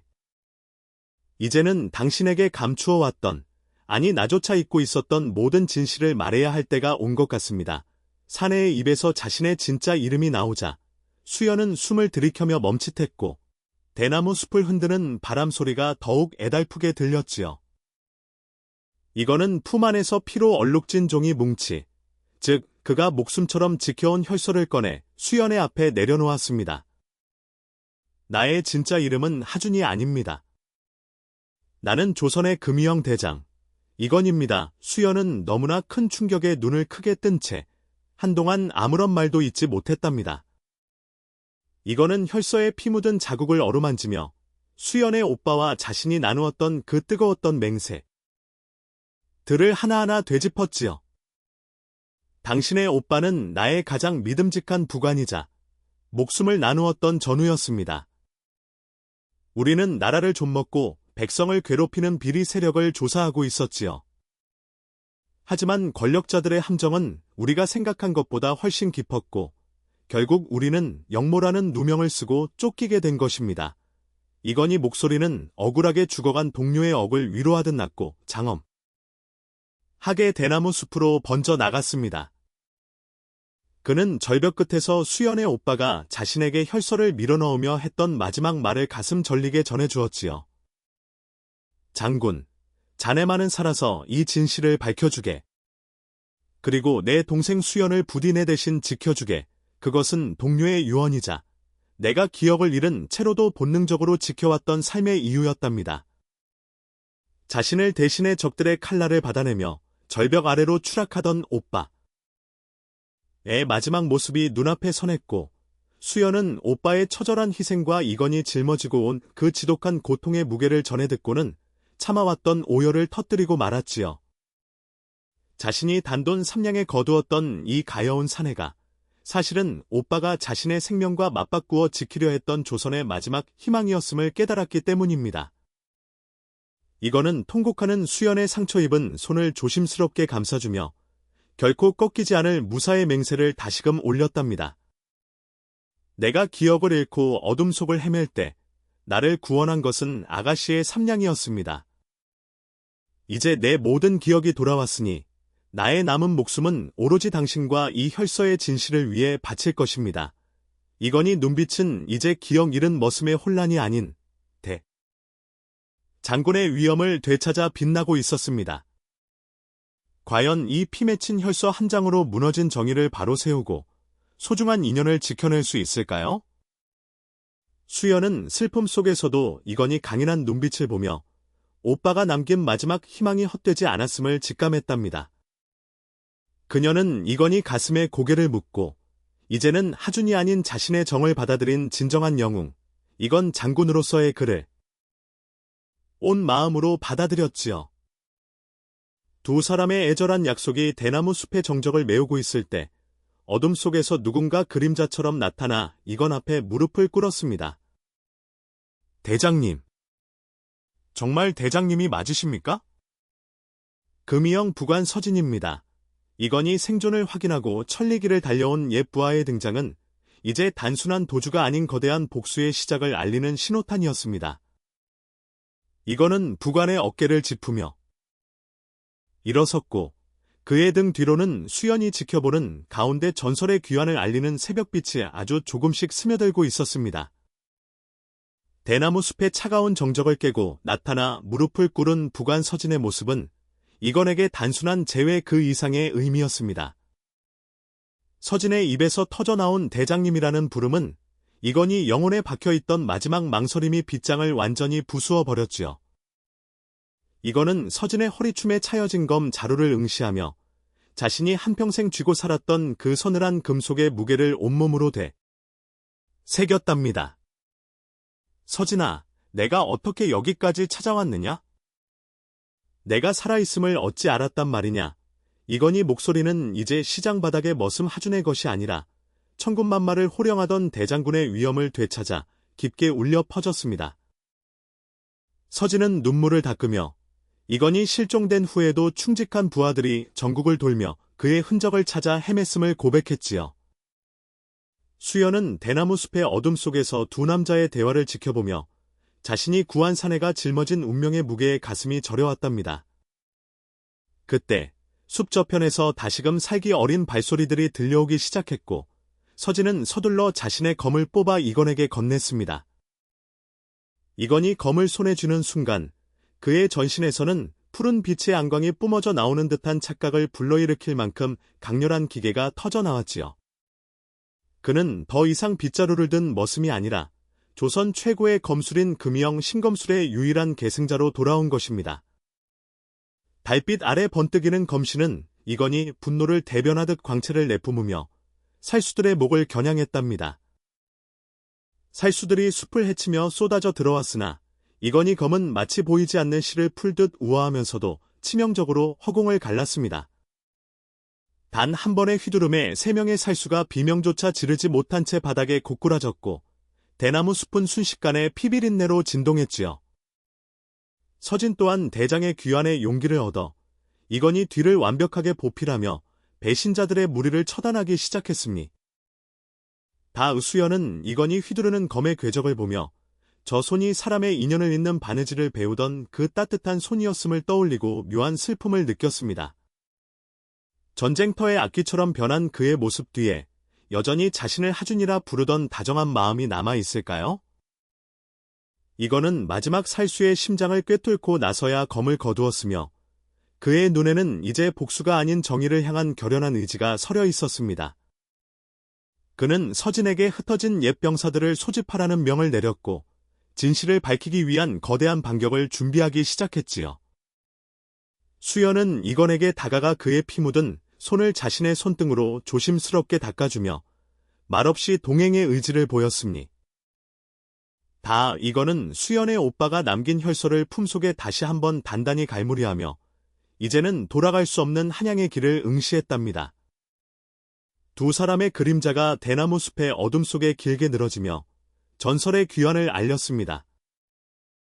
새벽 안개가 여주의 강마을을 하얗게 뒤덮고 있던 시각, 수연의 작은 오두막에는 평화와 긴장이 교차하는 묘한 기운이 감돌았습니다. 이거는 모든 기억을 되찾았으나 떠나기 전 수연의 마당에서 마지막으로 물을 길고 장작더미를 정리하며 지난 삶의 작별을 고했지요. 수연은 밤새 한숨도 자지 못한 채 자신이 가장 아껴두었던 남색 비단 옷감을 꺼내 이건희 새 무복을 짓고 있었답니다. 그녀는 이건에게 가르쳤던 바느질의 의미를 되새기며 끊어졌던 진실을 잊고 깨어진 정의를 회복하라는 염원을 한 땀 한 땀 오롯이 바느질에 담았답니다. 바늘 끝이 비단을 지날 때마다 수연은 이건희 무사귀환을 비는 간절한 기도를 한 땀 한 땀 자수로 새겨 넣었답니다. 이건은 마당에서 서진과 함께 도성으로 향할 경로를 살피며 비리 세력의 핵심인 영의정 일파의 동태를 파악했지요. 도성의 성문은 굳게 닫혀 있겠지만 이건희 생존 소식만으로도 억눌려 있던 수많은 백성과 병사들이 들불처럼 일어날 것이요. 이윽고 아침 해가 산마루를 넘어올 무렵 수연은 정성을 다해 완성한 남색 비단 무복을 이건에게 내밀었습니다.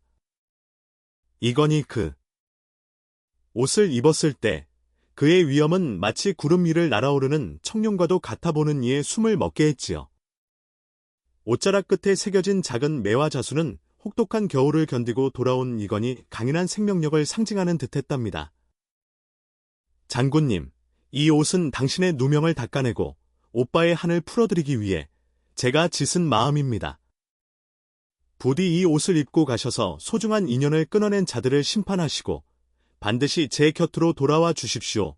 수연의 애절한 배웅에 이거는 그녀의 간신한 어깨를 감싸며 결코 꺾이지 않을 무사의 맹세를 다시금 다짐했답니다. 이거는 혈서를 품 깊숙이 넣고 말에 올라탔으며 그의 뒤에는 서진과 이건이 생존 소식을 듣고 새벽을 달려온 정예 부하들이 대기하고 있었지요.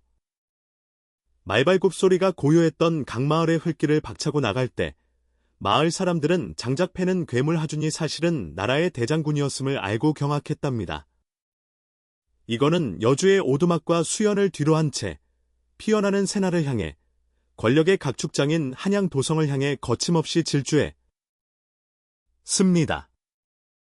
한양으로 향하는 길목마다 매복해 있던 적들의 살수들이 앞을 막아섰으나 이건희 검술 앞에서는 모두 추풍낙엽처럼 쓰러져 나갔지요. 그의 진격 소식은 도성 안에 퍼져나갔고 이건을 그리워하던 옛 금유형의 병사들은 비밀리에 무기를 챙겨 성문 앞으로 모여들기 시작했습니다. 사랑하는 여인이 지어준 옷을 입고 사지로 향하는 무사의 심정은 얼마나 뜨겁고도 싸늘한 것일까요? 이거는 한양 도성의 숙정문이 저 멀리 보이기 시작했을 때 말의 고삐를 당겨 멈춰서 도성을 내려다보았습니다.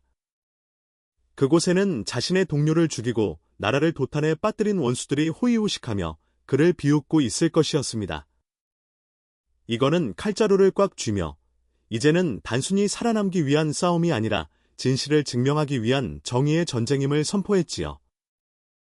도성의 성문 너머로 거대한 운명의 폭풍이 몰아치기 시작했고 이건희 남색 무복은 바람에 휘날리며 전설의 귀환을 알렸습니다. 이거는 마침내 성문을 향해 박차를 가했으며 그의 뒤를 따르는 충직한 군사들의 함성이 한양의 하늘을 뒤흔들었습니다. 한양으로 향하는 길목마다 자욱하게 깔린 새벽 안개는 마치 억울하게 죽어간 영혼들의 눈물처럼 차갑고도 축축했습니다. 이거는 수연이 지어준 남색 무복의 깃을 여미며 말의 고삐를 단단히 쥐고 거침없이 길을 가로질렀지요. 그의 품속에 담긴 혈서는 심장 박동에 맞춰 뜨겁게 요동치며 잊고 있던 전우들의 얼굴을 하나둘씩 떠올리게 했답니다. 도성으로 향하는 길은 험난했으나 이건희 생존 소식은 이미 바람을 타고 조선 팔도의 충신들에게 전해지고 있었습니다. 진천을 지날 무렵 길가에 우뚝 서 있던 거대한 느티나무 아래서 낡은 도포를 입은 사내들이 하나둘씩 모습을 드러냈지요. 그들은 한때 이건과 함께 군영을 지키던 금유형의 정예병들이자 반역의 누명을 쓰고 쫓겨나 숨어 지내던 동료들이었답니다. 대장님! 소인들, 대장님께서 살아계실 줄 알고 이 날만을 손꼽아 기다려왔습니다. 이건 앞에서 무릎을 꿇으며 통곡했고 이건은 말에서 내려 그들의 거친 손을 하나하나 맞잡아 주었지요. 그들의 눈에는 그동안 겪었던 고초보다 다시 주인을 모실 수 있게 되었다는 기쁨과 복수의 결의가 더 뜨겁게 타오르고 있었답니다. 이거는 그들에게 수연의 오빠가 남긴 혈서의 존재를 알리며 이제는 숨어 지내는 삶을 끝내고 진실을 위해 싸울 때임을 선포했지요. 나를 따르라. 오늘 우리가 흘리는 피는 억울하게 죽어간 우리 동료들의 억을 달래는 제물이 될 것이다. 이건희 일갈에 흩어졌던 100여 명의 전우들이 일제히 무기를 들고 그의 뒤를 따르기 시작했습니다.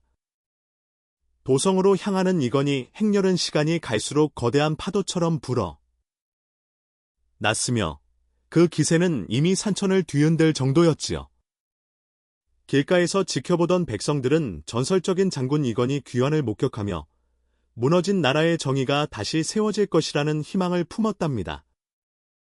죽음의 문턱에서 돌아온 한 남자의 외침이 이토록 거대한 희망의 불꽃이 될 줄 누가 상상이나 했을까요? 이건은 자신의 뒤를 따르는 군단을 보며 자신이 왜 살아남아야 했는지에 대해 한 마지막 답을 찾았습니다. 그것은 단순히 개인의 복수가 아니라 억울하게 죽어간 모든 영혼의 명예를 되찾아주는 거룩한 행진이었기 때문입니다. 서진은 이건희 곁에서 군의 기강을 잡으며 도성 성문에 잠입해 있는 첩자들과 연락을 취해 성문을 열 계획을 세웠지요. 이건은 한양 도성의 실루엣이 멀리 보이기 시작하자 말의 속도를 높이며 복수의 칼날을 더욱 날카롭게 갈았답니다. 도성 안의 간신들은 이건희 진격 소식에 사시나무 떨듯 떨며 군문의 문을 굳게 닫았으나 정의의 파도는 막을 수 없었죠. 이건은 수연의 따뜻한 손길이 담긴 무복의 감촉을 느끼며 반드시 승리하여 그녀의 품으로 돌아가겠노라고 스스로 다짐했습니다. 이제 도성의 육중한 성벽 너머로 조선의 운명을 바꿀 거대한 심판의 시간이 눈앞으로 다가와 있었습니다. 한양 도성의 정문인 숙정문은 숨막히는 긴장감과 살기로 가득 차 있었습니다. 이건희 군단이 도성에 다다랐을 때 그들의 앞을 막아선 것은 수백 명의 관군과 창날들이었지요. 비리 권력자들의 명을 받은 관군 대장은 이건을 향해 반역자라 소리치며 일제히 공격할 준비를 마쳤답니다. 하지만 이건은 단 한 걸음도 물러서지 않고 홀로 말에서 내려 관군들의 거대한 대열 앞으로 걸어 나갔습니다. 그가 걸음을 옮길 때마다 수연이 지어준 남색 무복이 바람에 펄럭이며 장군의 위엄을 천하에 드러냈지요. 이건은 품 안에서 피 묻은 혈서를 꺼내 높이 치켜들었으며 그의 안광은 관군들의 심장을 꿰뚫을 듯 강렬했습니다. 나는 금이영 대장 이건이다. 여기 이 혈서에는 너희가 지키는 자들이 저지른 추악한 죄악이 모두 기록되어 있다. 이건희 웅장한 목소리가 숙정문의 성벽을 울리고 관군들의 귀가를 강타하자 창을 쥐고 있던 병사들의 손이 떨리기 시작했지요. 그들은 이미 이건 장군의 강직함과 그가 겪었던 억울한 누명에 대해 소문으로 익히 알고 있었기 때문입니다. 이건은 관군 대장의 눈을 똑바로 응시하며 단 한마디의 외침으로 전장의 공기를 뒤바꾸어 버렸습니다. 모든 군사는 듣거라. 금이영 대장 이건 복귀를 명하노라. 길을 열어라. 그 목소리는 단순한 명령이 아니라 진실이 가진 압도적인 힘이자 꺾이지 않는 정의의 포효였습니다. 순간 맨 앞줄에 있던 노련한 병사가 눈물을 흘리며 자신의 창을 바닥에 내던지고 무릎을 꿇었습니다.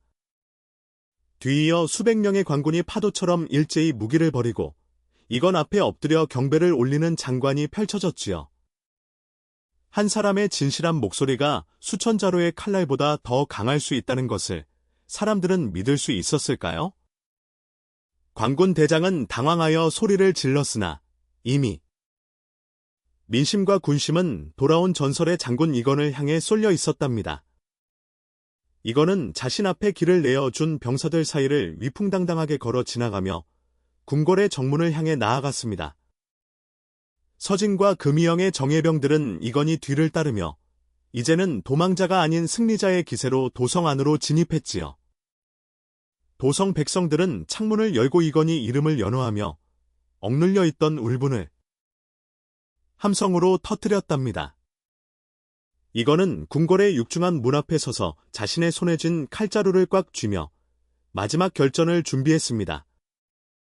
성문 안쪽에서는 비리 권력의 우두머리가 최후의 발악을 하며 살수들을 매복시키고 있었으나 이건희 기계 앞에서는 무의미했지요. 이건은 가슴속에 품은 혈서의 온기를 느끼며 자신을 기다리고 있을 수영과 죽어간 동료들의 영혼을 생각했습니다. 이제 이 문을 열고 들어가면 조선을 좀먹던 거대한 어둠을 걷어내고 진실의 태양을 띄울 수 있을 것이다. 이건은 칼을 뽑아 하늘을 향해 치켜들었고 그 칼날은 이제 간신들의 목을 향해 무섭게 쏟아질 준비를 마쳤습니다. 궁궐의 문이 거대한 빼걱거리는 소리를 내며 열리기 시작했고 이건희 진정한 복수극은 이제 막바지를 향해 달려가고 있었습니다. 궁궐의 육중한 문이 이건희 기계 앞에 거대한 빼걱 소리를 내며 열리고 마침내 진실의 발걸음이 정전 앞마당에 닿았습니다. 호화로운 연애를 즐기다 날벼락을 맞은 비리 권력자들은 피투성이가 된 호위무사들 사이로 도망치기에 급했지요. 이거는 말에서 내려 수연이 지어준 남색 무복의 자락을 휘날리며 천천히 그러나 위험있게 간신들의 목을 죄어갔답니다. 그이 등 뒤로는 수년간 억울하게 영모의 누명을 쓰고 흩어졌던 금유영의 충신들이 분노의 함성을 내지르며 궁궐을 가득 메웠습니다. 비리의 우두머리이자 이건과 수연의 오빠를 죽음으로 몰아넣었던 영의정은 왕의 뒤편에 숨어 마지막까지 비열한 발악을 했습니다. 저놈, 저 반역자 이건이 군사를 모아 궁을 침범했나이다. 당장 저 자의 목을 치라 명하소서. 영의정의 거짓 선동에 당황한 국왕은 흔들리는 눈빛으로 이건을 바라보았으나 이건은 그 자리에서 정중히 무릎을 꿇었습니다. 이건은 품속에서 피로 얼룩진 혈서를 꺼내 높이 받들어 올리며 천둥 같은 목소리로 진실을 고했지요. 전하, 여기 이 혈서를 보아주소서. 이것은 전하의 충직한 신하였던 수연의 오빠가 죽어가는 순간 제 가슴에 묻어준 진실입니다. 영의정 일파는 비리를 덮기 위해 충신들을 학살하고 저에게 영모의 누명을 씌워 전하의 눈과 귀를 가렸나이다. 이건이 간곡하고도 힘찬 외침에 국왕은 친히 계단을 내려와 떨리는 손으로 피 묻은 혈서를 건네받았답니다. 혈서에 적힌 한자 한 글자를 읽어 내려가던 국왕의 안색은 경악과 분노로 순식간에 창백하게 질려버렸지요. 그 안에는 영의정이 외국 세력과 결탁해 나라를 팔아넘기려 한 정황과 그를 막으려던 무고한 자들의 죽음이 낱낱이 기록되어 있었습니다. 자신이 믿었던 신, 하들이 조선을 좀먹는 거대한 악귀였다는 사실을 깨달은 국왕의 심정은 어떠했을까요? 국왕은 혈서를 바닥에 내던지며 노여움을 내질렀고 즉시 근위대에게 명하여 영의정과 그 일당을 모조리 압하라 명했습니다. 여봐라. 저 추악한 간신놈들을 당장 옥에 가두고 그 가문의 씨를 말려 정의가 살아있음을 천하에 알리라. 이거는 자신의 손으로 영의정의 목을 베는 대신 법의 심판대 위에 그를 세움으로써 동료들의 명예를 가장 고결한 방식으로 지켜냈습니다. 궁궐 마당은 이제 비명이 아닌 정의의 함성으로 가득 찼고 비리 세력의 가사는 몰수되어 굶주린 백성들을 위해 쓰이게 되었지요. 국왕은 이건 앞으로 다가와 그의 상처 입은 손을 맞잡으며 수년 전의 과오를 진심으로 뉘우치고 과했습니다. 이건 장군, 짐이 그대를 알아보지 못하고 큰 죄를 지었소. 그대의 충심과 수연 가문의 희생을 잊지 않겠소. 그 자리에서 국왕은 이건을 금이영 대장군으로 정식 복직시키고 수연의 가문에 내렸던 영모의 누명을 공식적으로 사면했답니다. 죽어간 동료들의 억을 기리는 장엄한 제사가 궁궐에서 거행되었고 이거는 그들의 위패 앞에서 피 묻은 칼을 닦으며 참았던 눈물을 흘렸지요. 이제 모든 어둠이 걷히고 이건에게는 영광스러운 관직과 권세가 눈앞에 펼쳐져 있었습니다. 하지만 이건은 화려한 관복보다 자신이 입고 있는 수연의 무복이 더욱 소중하다는 것을 가슴 깊이 느끼고 있었답니다.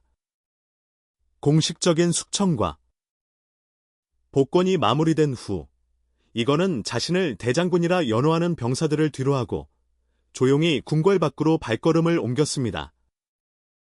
그의 시선은 이미 화려한 도성의 풍경을 넘어 자신을 단돈 3냥에 구해주었던 여인이 기다리는 여주의 강마을로 향하고 있었지요. 도성에서의 장엄한 심판과 숙청이 끝나고 계절은 어느덧 만물이 결실을 맺는 풍성한 가을로 접어들었습니다. 여주의 작은 강마을은 언제 그랬냐는 듯 다시 평화로운 정적에 묻었고 남한강은 여전히 변함없는 모습으로 유유히 흐르고 있었지요. 수연은 매일 아침 오두막 살인문을 열어두고 강바람에 실려오는 말발굽 소리에 귀를 기울이며 누군가를 기다렸답니다. 한양에서는 이건 장군이 나라를 구한 영웅이 되어 대장군의 자리에 올랐다는 소문이 활활 퍼졌지요. 사람들은 이제 이건이 귀한 규수와 혼인하여 대궐 같은 집에서 평생을 영예롭게 살 것이라 말하며 수연을 동정하기도 했습니다. 하지만 수연은 이건이 떠나기 전 자신의 손을 잡으며 했던 마지막 약속, 그 뜨거운 눈빛에 담긴 진심을 단 한순간도 의심하지 않았답니다. 그러던 어느 날, 해질녘 온 세상을 황금빛으로 물들이는 노을 사이로 멀리서 익숙한 말발굽 소리가 땅을 울렸습니다. 수연은 하던 바느질을 멈추고 툇마루에 서서 마을 어귀를 바라보았고 그곳에는 꿈에도 그리던 사내가 나타났지요. 그는 왕이 내린 화려한 대장군의 관복이 아니라 수연이 밤을 지새우며 지어주었던 낡고 바랜 남색 무복을 그대로 입고 있었답니다. 건은 오두막 앞에 말을 멈추고 내려 자신을 향해 달려오는 수연을 향해 두 팔을 활짝 벌려 그녀를 맞이했지요. 장군님, 정말로 돌아오신 것입니까? 도성의 영광을 모두 뒤로하고 어찌 이곳으로? 수연의 눈물 섞인 물음에 이거는 그녀의 얼굴을 어루만지며 세상에서 가장 인자한 미소를 지어 보였답니다. 이거는 자신의 품속에서 낡은 주머니 하나를 꺼내 수연의 손바닥 위에 소중하게 올려두었습니다. 그 안에는 수연이 장터 바닥에서 그를 구하기 위해 던졌던 녹슨 낡은 동전 3냥이 서글프면서도 아름다운 소리를 내며 흔들리고 있었지요. 나는 대장군의 직위도 왕이 내린 금은보화도 모두 전하께 돌려드리고 왔소. 나에게 진정으로 가치 있는 것은 도성의 명예가 아니라 당신이 나를 사주었던 그 3냥의 시간이기 때문이요. 이거는 수연의 손을 꼭 잡으며 이제는 금이영 대장 이건이 아닌 평범한 사내로서의 진심을 고백했답니다. 천하를 호령하던 장군이 단돈 3냥의 인연을 위해 모든 권세를 버린 이 선택을 세상 사람들이 이해할 수 있을까요? 나는 이제 당신의 곁에서 당신의 해진 옷을 기워주고 장작을 패는 하준으로 늙어가고 싶소. 받아주시겠소. 수연은 이건희 가슴에 얼굴을 묻고 행복한 눈물을 흘리며 고개를 끄덕였고 두 사람의 그림자는 노을 속의 하나로 합쳐졌습니다. 이건은 자신의 부러졌던 칼날 대신 수연의 따뜻한 손을 잡았고 그것이 자신이 평생 지켜야 할 진정한 정의임을 깨달았지요. 강마을의 오두막 굴뚝에서는 평화로운 저녁 연기가 피어올랐고 숲속의 풀벌레들은 두 사람의 재회를 축복하듯 합창했습니다. 피비린내 나는 전설. 은 이제 전설로 남겨두고 두 사람은 3냥으로 맺어진 소중한 인연의 실타래를 아름답게 짜내기 시작했습니다. 그렇게 단돈 3냥의 수연은 가장 사랑하는 이의 곁에서 영원히 빛나는 별이 되어 제자리를 찾았답니다. 오늘의 이건과 수연의 애절하고도 장엄한 이야기가 여러분의 가슴에 깊은 울림으로 남았기를 바랍니다. 영광보다는 사랑을, 권세보다는 진실을 택한 이건희 마지막 모습은 우리에게 소중한 인연의 가치를 다시금 생각게 합니다. 이야기가 여러분의 마음에 닿았다면 구독과 좋아요 부탁드리고 지금 어디서 듣고 계신지 바로 댓글 남겨주세요. 여러분의 소중한 소통이 제가 다음 전설을 만드는 가장 큰 힘이 됩니다. 끝까지 시청해주셔서 고맙습니다. 건강하고 평안한 하루 되십시오.